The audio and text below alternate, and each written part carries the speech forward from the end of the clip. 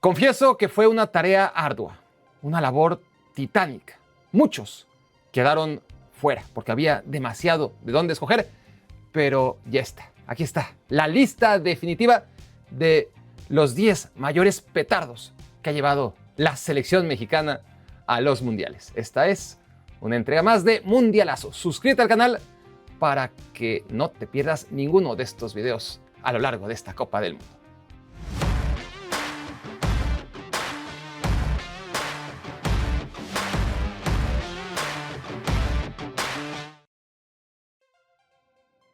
Si Rogelio Funes Mori jamás jugó con la selección argentina, fue por una evidente razón. Era demasiado petardo, pero sí le alcanzó para jugar una Copa Mundial con la selección mexicana como solución de emergencia. El delantero de Rayados era un jugador correcto, bueno de cabeza, con cierta presencia física, pero sin una sola cualidad que te hiciera concluir: con este vamos a ganar un partido en el Mundial. Y aún así, terminó siendo el 9 de Gerardo el Tata Martino hasta que llegó el Mundial de Qatar 2022 y Funes Mori terminó siendo el tercer delantero del equipo por detrás de Henry Martín, del lesionado Raúl Jiménez y por delante del no convocado joven goleador del Feyenoord, Santiago Jiménez.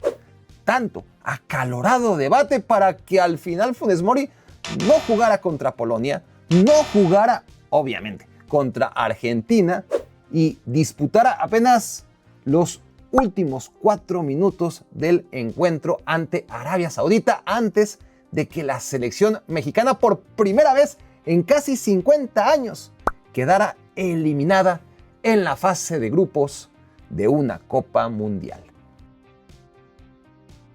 Manuel Vidrio, histórico defensa central del Pachuca, tenía fuerza, pundonor, dureza y un nivel técnico medio aceptable para jugar en Primera División Mexicana, y eso en los años 90.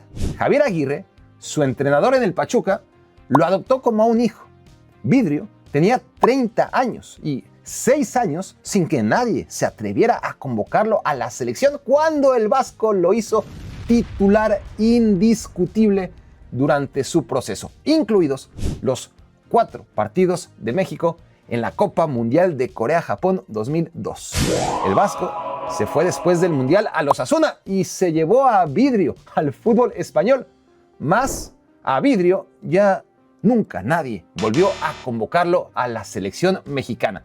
La infame derrota contra Estados Unidos en octavos de final fue la última vez en que vistió de verde.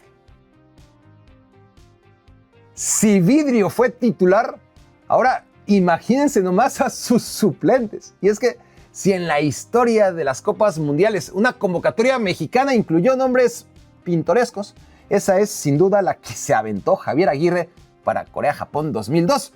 Y si de futbolistas pintorescos hablamos, ninguno como el cruzazulino Melvin Brown. Ante la lesión de Claudio Suárez y a falta de defensas centrales, Javier Aguirre incluyó en su convocatoria a un jugador que, como medio Cruz Azul, le había salvado el pellejo en la eliminatoria. Melvin venía de jugar la final de la Copa Libertadores un año atrás, pero en realidad no era rápido, su lectura de juego era cuestionable y en definitiva se trataba de un central demasiado básico como para jugar una Copa Mundial, aún en época de vacas flacas. Lo mismo podemos decir de Paco Gabriel de Anda, quien también entró en la convocatoria de aquella Copa del Mundo en la que no fueron requeridos, ya que Manuel Vidrio y Rafa Márquez disputaron todos los minutos que duró con vida aquella triste selección. Félix Fernández, el carismático portero de toda la vida en el Atlante, estaba bien para el Atlante, pero se trataba de un arquero súper limitado, para nada material de selección nacional. Ocurre que muchos entrenadores prefieren que los porteros suplentes sean buena gente antes que buenos porteros. La intención: priorizar que el titular no se sienta amenazado y pueda jugar la Copa del Mundo tranquilo. En Estados Unidos 94, un joven Jorge Campos iba a disputar su primera Copa Mundial y solamente desde esa perspectiva puede medio entenderse que Miguel Mejía Barón haya elegido a Félix Fernández en lugar de a un porterazo como Adolfo Ríos en el rol de portero suplente.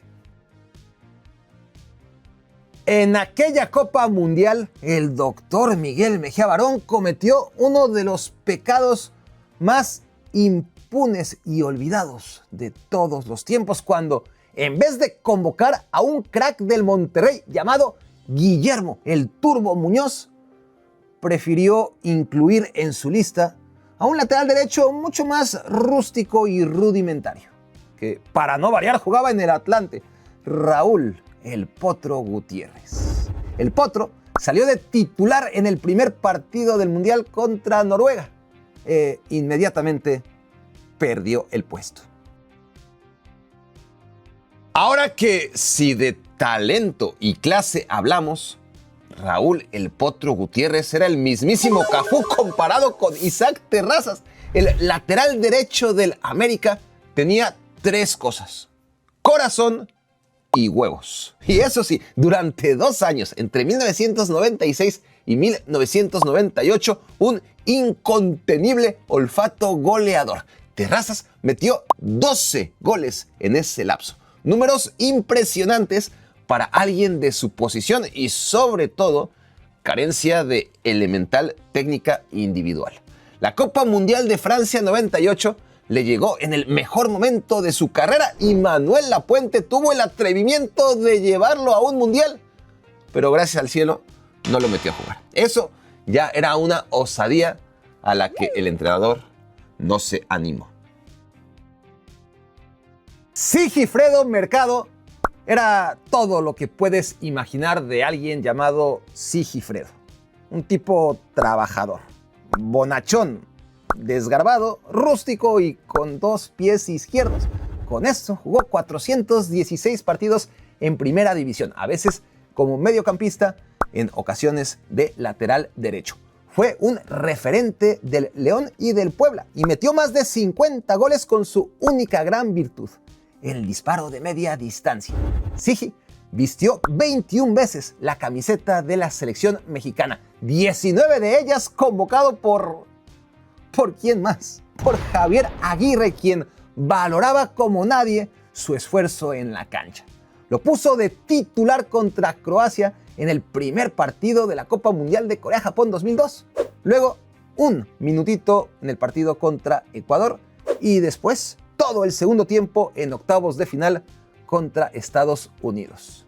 México fue eliminado. Aguirre dijo adiós y desde entonces nunca más nadie llevó de vuelta a Sigifredo Mercado a la selección.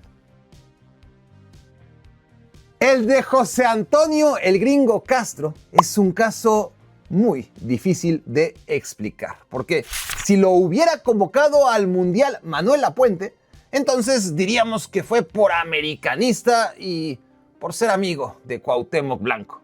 Si lo hubiera convocado Javier Aguirre, habríamos argumentado que respondía al perfil de jugador limitado pero corrioso y entrón que tanto le gusta al vasco. Lo singular es que al Gringo Castro lo convocó Ricardo Antonio Lavolpe, un entrenador que se supone prefería jugadores técnicos antes que correlones. Habrá sido entonces el horóscopo o qué sé yo, pero al final José Antonio el Gringo Castro, lateral derecho que nunca en su carrera había disputado ni un minuto de partido oficial con la selección mexicana, se iba a la Copa Mundial de Alemania 2006 y no de paseo. El gringo jugó un ratito contra Portugal y después los 120 minutos del inolvidable partido en octavos de final contra la selección argentina. ¿Y saben quién le dio espacio a Juan Pablo Sorín para que éste centrara a Maxi Rodríguez en aquel maldito e inolvidable gol?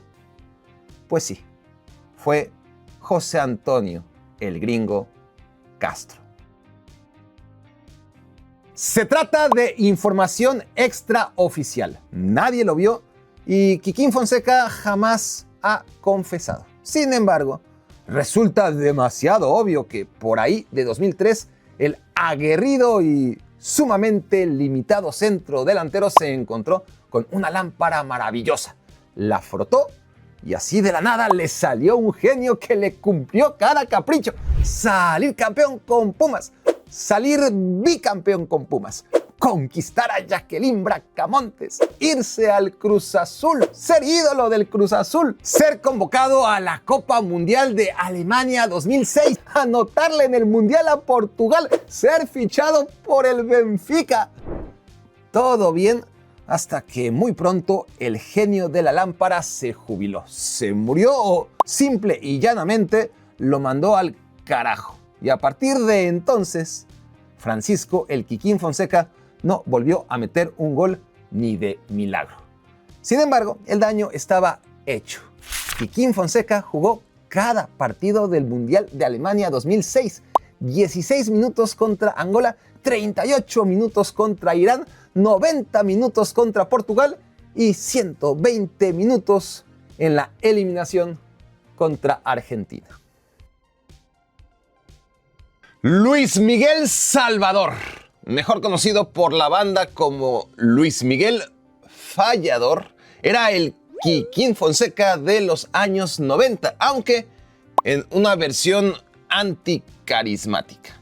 Como Kikín, Salvador tuvo 2 temporadas rentables. Anotó 23 goles en la 1992-93 y 26 goles en la 93-94, con la que se ganó su convocatoria mundialista. En la concentración de Estados Unidos 94, Fallador se codeó con la mejor generación de delanteros mexicanos en la historia: Hugo Sánchez, Luis García, Carlos Hermosillo y Sague. Aún así, Miguel Mejía Barón, obsesionado con los troncos del Atlante, le encontró su hueco para que jugara los 10 últimos minutos del partido contra la selección de Irlanda.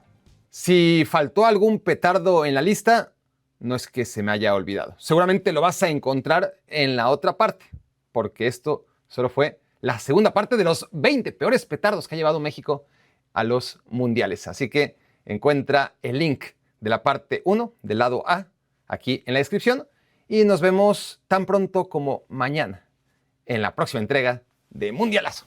Para que no te pierdas de nada, sígueme en el canal de difusión en WhatsApp, escanea el código o ingresa desde el link en la descripción. Hace muchos años, porque en tiempos modernos Chelsea no ha tenido ningún galés. No puedo perder tan rápido, por favor. Pero tampoco me puedo hacer pendejo tanto tiempo, ¿no? Porque no me va a caer un momento de inspiración. No sé, jugadores galeses del Chelsea.